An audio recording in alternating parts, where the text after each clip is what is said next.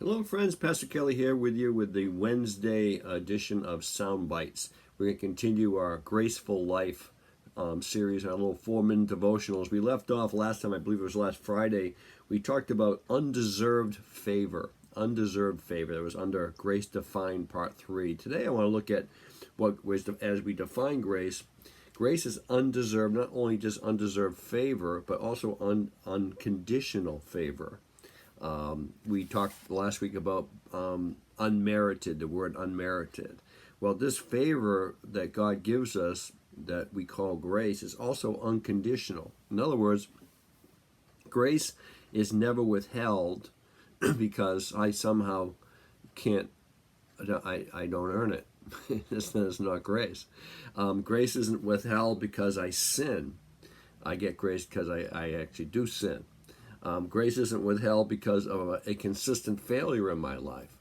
It's not like God looks at me and says, you know, Tim, you have yet to get your act together here, here, or here, so I'm not going to give you any real grace here until you can straighten up your act. No, grace isn't there waiting for us to straighten up our act. Grace is there to help us and transform us into straightening up our act. You see, grace finds its greatest glory and its greatest triumph really in the sphere of human helplessness, where there's human strength involved. It's usually human excuses involved. In other words, I don't need grace.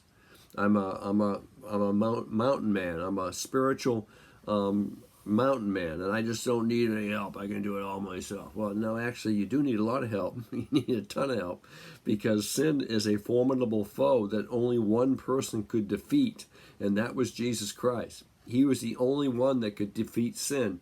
He was the only one that could pay for sin. He was the only one that could break the grip of sin in the Christian's life. He's the only one that could usurp the old nature and give us a brand new nature. He's the only one that could do that, and he does it all by grace.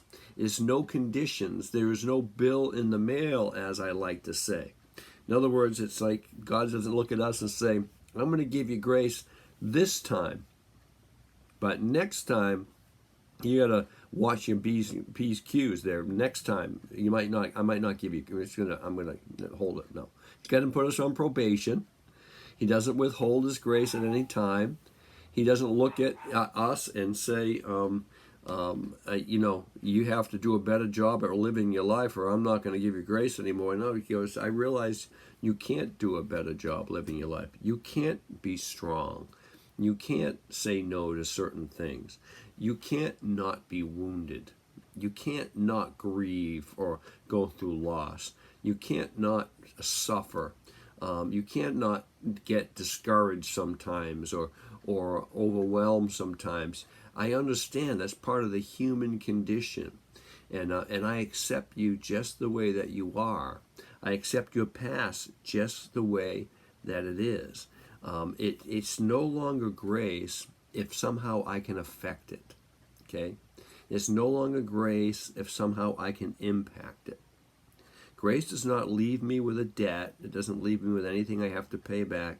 It just lavishes me and gives me itself all the time in this weakened, consistently weakened, needy state that represents every one of our lives. Glory be to God. God bless you all. Have a great rest of your day.